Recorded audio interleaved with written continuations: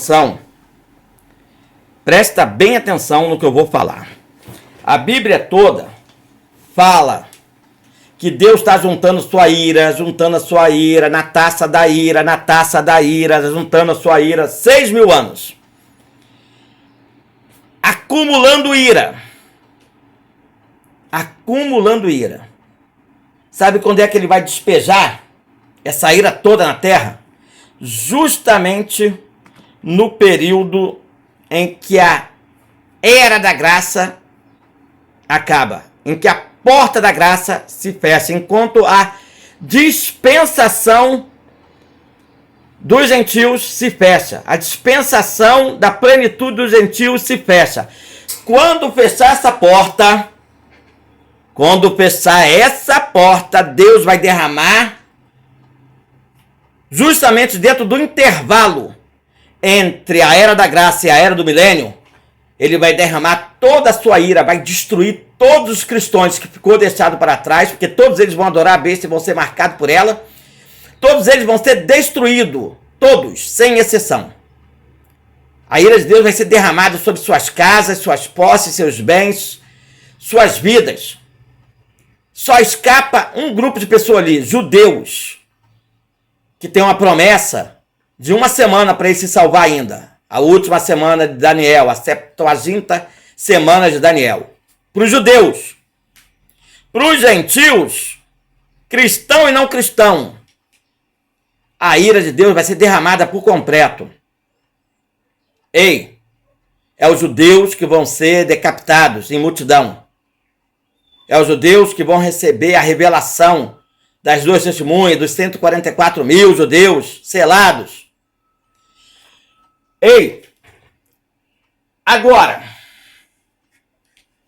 antes de eu falar sobre o dia do Senhor, a ira do Senhor, o dia da vingança do Senhor, antes de eu falar, eu quero falar da doutrina da ira de Deus. Porque muita gente está passando por tempos difíceis, não tem tempo para ler a Bíblia, para conhecer a Bíblia, para estudar a Bíblia, para ganhar dinheiro com ela. Assim! E eu vou dizer uma coisa para você. Presta bem atenção. Presta bem atenção. Presta bem atenção. Eu estou aqui vendo um site que é interessante. Então, eu quero dizer que eu estava olhando um site aqui, né? E eu percebo que muita gente desconhece o dia da vingança do Senhor, a ira de Deus derramada nesse intervalo entre o arrebatamento e o milênio, entre a dispensação da graça e do milênio. É justamente no intervalo que Deus vai destruir todos os ímpios, todos os gentios, gentil cristão, que não entraram pela porta da graça para o céu, por meio do arrebatamento, e gentios não cristãos. Deus vai aniquilar com todos, sem exceção. E nós vamos governar no milênio sobre judeus espalhados pelas nações, tá? Que escaparam vivo da tribulação sem a marca da besta. Vivo. Então eles vão ter oportunidade na dispensação do milênio de gerar filhos e filhas e se salvarem. Embora no final do milênio a maioria vai se perder também. Mesmo a gente tendo ensinado e governado sobre eles. Fazer o quê, né? As pessoas normalmente não aproveitam a oportunidade que lhes são dada. Mesmo na dispensação do milênio. Bom, agora veja bem. Eu quero dizer que a ira de Deus é justa. É moral. E é passível da gente adorá-lo. Muitas pessoas têm problemas com isso. Muitas pessoas descrevem a ira de Deus como algo imperfeito. Mas Paulo vai dizer que segundo a dureza do coração impenitente, a maioria dos crentes e não crentes entesoura a ira para si. E no dia da ira, e no dia da revelação do justo,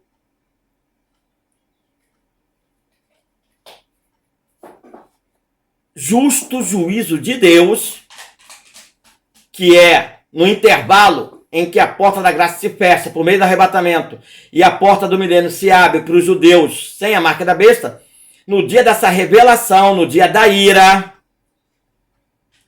a ira de Deus vai ser proporcional ao estado de pecaminosidade da raça humana. Paulo fala isso em Romanos, capítulo 2, verso 5. E Provérbios 24, verso 12, vai dizer o quê?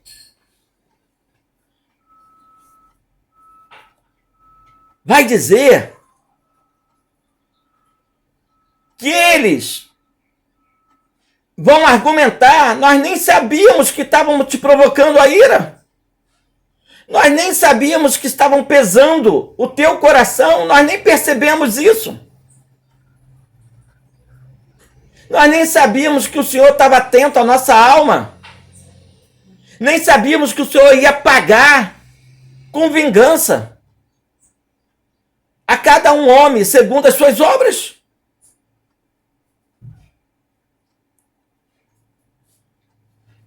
Nós não sabíamos que o Senhor ia retribuir a cada um conforme a nossa obra no tempo da graça. Nós não sabíamos. E isso é irritável aos olhos de Deus. É irritável. Portanto, eu te digo, a ira de Deus deve ser temida. Primeiro, porque todos pecaram, estão destituídos da glória de Deus. Romanos 3, verso 23. O dia da vingança, o dia da ira de Deus vai ser derramada. No intervalo entre a porta da graça fechada e a porta do milênio aberta. E Deus revela o profundo oculto escondido de quando essa porta da graça se fecha. Se fecha dentro do período da geração da figueira florescida de Israel. E olha que nós já estamos com 75. São 80 ao todos.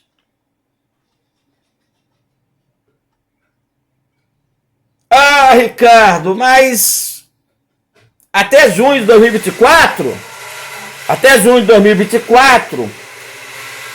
ainda é 75 anos.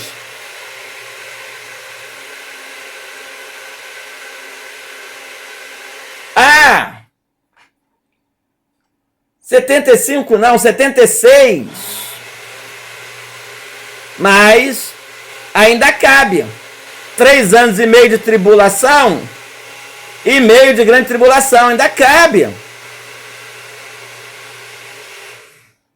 Ei, pega a visão do que eu vou te dizer. Cabe. Mas o que tem de gente acelerando a vida do seu Jesus para agora, 75 anos de figueira florescida, você não tem noção. Você não tem, ao ponto de Deus já está dando sonho, visão e revelação que está acelerando a sua vinda. Está lá até no canal Apocalipse Final dos Tempos. Mandei também o áudio aí do irmão Rafael. O que tem de gente recebendo revelação de que Deus está acelerando a sua vinda, conforme é escrito em Hebreus, em Pedro. Então, nesse processo de aceleração, você deve temer a ira do Senhor. Está dentro dela. Quem, em sã consciência, deveria desejar o dia do Senhor? Quem? Será dia de trevas, de escuridão, de negrume, de juízo, de morte eterna.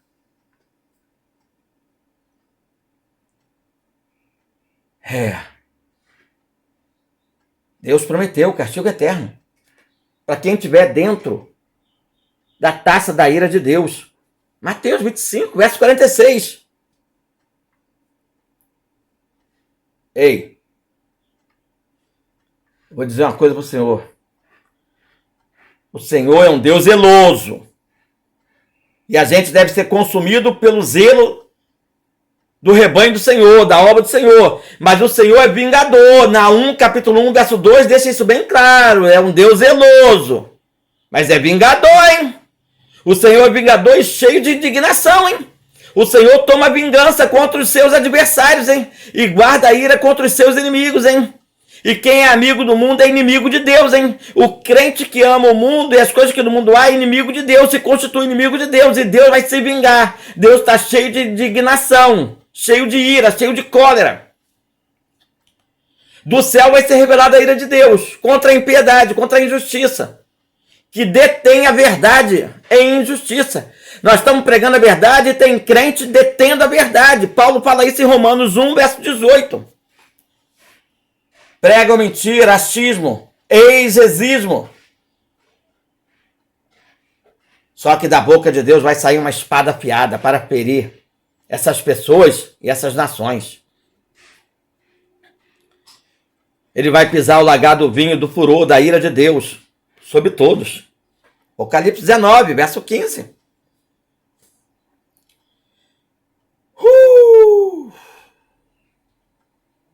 Deus está dizendo, esse é o ano aceitável. Entra por essa porta. Muitos vão querer entrar e não vai conseguir. Não vai conseguir por causa do pecado. E quando essa porta se fechar, já era. Abre a porta, já era. Abre a porta, já era. Abre a porta, vai pro fogo. Abre a porta do fogo eterno. Abre aí. Lança lá. Porque não construíram as vestes nupciais no ano aceitável do casamento. No dia da trombeta tocar, não estava com as vestes. Vai para onde há fogo e ranger de dente, essa porta vai se abrir, a porta do inferno. A porta do inferno só não vai se abrir para o crente fiel, a noiva prudente com azeite. A noiva que prega a verdade, a noiva maranata, que com o Espírito Santo grita, Maranata, ora vem, Senhor Jesus. Ei, entenda isso. Entenda isso em nome de Jesus. Entenda isso em nome de Jesus. Bom, eu quero te dizer uma coisa. A hora chegou. A hora é essa. É já a última hora. Quem entrar, entrar. Quem entrar, entrou. Quem não entrar, não entra mais. Tá? E o negócio é muito complexo para quem vive de achismo. Ah, eu acho que você está errado. Eu acho que tá errado. Vai achando. Para tu ver que porta tu vai parar. Vai achando. Não vive de Bíblia, não. Não vai pesquisar a Bíblia. Não vai ler a Bíblia. Não vai procurar o original grego e hebraico. Não vai procurar sonho, visão, revelação, experiência de audição, não. Para tu ver onde é que tu vai parar com o teu achismo. A maioria vai ficar deixado para trás porque lhe faltou conhecimento. Ficou só no achismo. Ah, eu acho que é assim, ponto final. Eu aprendi sempre assim, ponto final. Por causa desse achismo, todo mundo entrou na agulha. Uma vez, duas vezes, três vezes, quatro vezes. Todo mundo foi enfeitiçado, encantado com algo que Deus condenou em Apocalipse 9, verso 21. Apocalipse 18, verso 23. Apocalipse 22, verso 15. Uma feitiçaria com luciferina, luciferase e luciferim. Com Lúcifer, destruidor de DNA. Tá? Por causa do achismo, todo mundo falou que isso era doutrina. Por causa do achismo, todo mundo aí entrou nesse veneno de serpente. Tá? Nesse veneno de serpente. E tiveram AVC, infarto, pericardite, miocardite, inchaço, amputações, embolia pulmonar e morte. Tá? O diabo fez isso com essas pessoas. Encantou o mundo inteiro. Porque o mundo inteiro vive de achismo. Tá? E aí não traz conhecimento. A ira de Deus é um sentimento ruim para o ímpio e para a igreja morna. a qual ele vai vomitar da sua boca. É uma indignação contra alguém que o aborrece. É uma alma desagradável, indesejável. A ira de Deus virá sobre o crente que vive com a concupiscência da carne, com a obra da carne, Gálatas 5, verso 20. Para uma pessoa que é iracunda, Salmo 37, verso 8. A ira de Deus virá para pessoas que se ira contra o doméstico da fé, contra o profeta, o atalaia, o sacerdote, a noiva prudente com azeite. Mateus 5, verso 22. Provérbios 22, verso 24 diz que você deve evitar ser iracundo para não receber influências. A maioria dos cristãos tem palavra dura contra o doméstico da fé, contra o profeta, o atalaia. E Provérbios 15, verso 1 vai dizer o quê? Que essas palavras duras que provocam a ira deveria ser convertida em palavras mansas. Porque uma palavra dura provoca inimizade, uma palavra branda desvia a ira de todos nós, de todos os outros. Eclesiastes 7, verso 9 vai dizer: não se apresse em irar-se. Salmos 4, verso 4 vai dizer: tá, se tu se irou, ira, né? Mas não peque. Muitas vezes temos até razão de nos irar. E se pecarmos na ira, filhinhos, não pequeis, mas se pecar, já paguei pelo teu pecado. Mas evita pecar. Não se precipite. Não corra esse risco. Deus compreendia e achava até razoável a ira de Jonas. Jonas 4, verso 4. Mas mesmo assim, ele não tinha razão de estar irado, embora Deus achasse razoável. Mas ele não tinha razão. Deus queria salvar aquele povo. E aquele povo não merecia, mas Deus queria salvar aquele povo. Deus ainda quer salvar alguém que a gente julga nem merecer, mas Deus quer.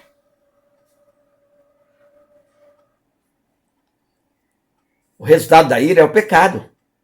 Provérbios 14, verso 17. Aliás, Salomão vai até repetir isso em Provérbios 30, verso 33. Porque a ira sempre traz consequência. E traz castigo, para aprendermos a nos controlar. Está na Bíblia, Provérbios 19, verso 19. Precisamos orar sem cessar. E com ira não dá para orar a Deus corretamente. Está em 1 Timóteo, capítulo 2, verso 8. Porque a ira de Deus é uma e a ira do homem é outra. A ira do homem não opera a justiça de Deus. E não adianta queremos fazer a justiça com as próprias mãos. Queremos resolver tudo sozinho. Está em Tiago, capítulo 1, verso 19 a 21. Caim se irou contra seu irmão Abel e o matou. Gênesis 4, verso 5. Moisés se irou contra o povo de Israel justamente e pecou contra o Senhor. Números 20, verso 10. Saul se irou contra Jonatas e Davi, tentando matar Davi por várias vezes. 1 Samuel 20, verso 30. Qual foi o resultado? Ele que morreu. Nabucodonosor se irou contra os sábios da Babilônia e quis matá-los. E também se irou-se contra Misael, Azarias, Ananias, Sadraque, Mesaque e Abednego, né, no nome babilônico. E aqueceu a fornalha 7 vezes mais. Daniel 2, verso 12. Herodes se irou contra os magos e mandou matar todos os meninos de 2 anos para baixo. No ano 5 a.C. Porque Jesus havia nascido no ano 7 a.C. Uma ira. Um ano depois que aconteceu, o ano 4 a.C., morreu. Morreu. Entendeu? Falar alguma coisa mais? Não. Então, todos esses são exemplos desastrosos da ira. E é exatamente assim que acontece conosco. Primeiro nós se iramos, depois pecamos e depois vemos a consequência. Ei, bem-aventurados os mansos, porque herdarão a terra. Mateus 5, verso 5. Precisamos aprender a ser como Jesus, manso e humilde, de coração. Mateus 11, verso 29.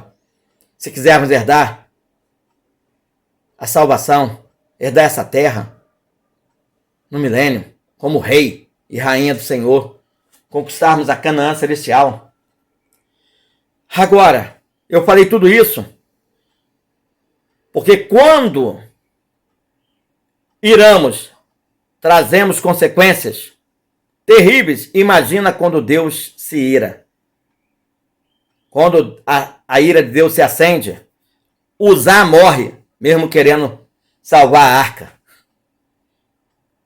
Ananias e Safira morre, mesmo dando metade de seus bens para a obra do Senhor. Sansão morre, mesmo querendo eliminar todos os inimigos de Deus, os filisteus.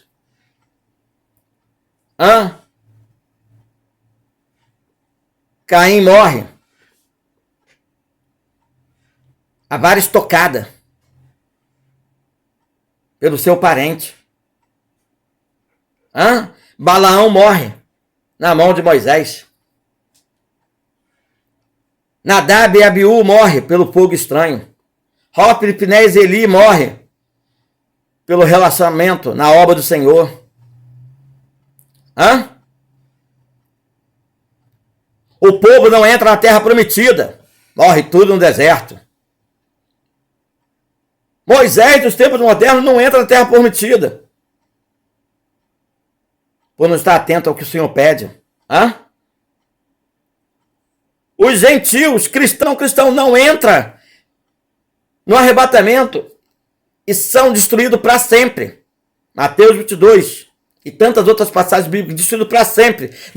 Não tem a oportunidade sequer de se unir aos judeus que vão ser decapitados em multidão e ser salvos na última semana de Daniel. Não tem nem essa oportunidade, já são destruídos para sempre. Já são empurrados para a operação do erro, pela marca da besta. Suas casas são destruídas, seus carros são destruídos, suas fazendas são destruídas, suas chácaras são destruídas, seus ranchos são destruídos, seus bens são destruídos, suas vidas são destruídas para sempre. Está na Bíblia.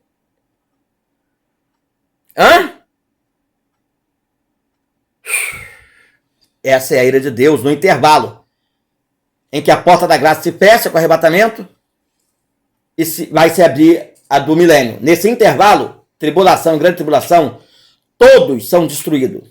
Deus leva todos a adorar a besta, ser enganado por ela e marcado por ela, todos, menos os judeus.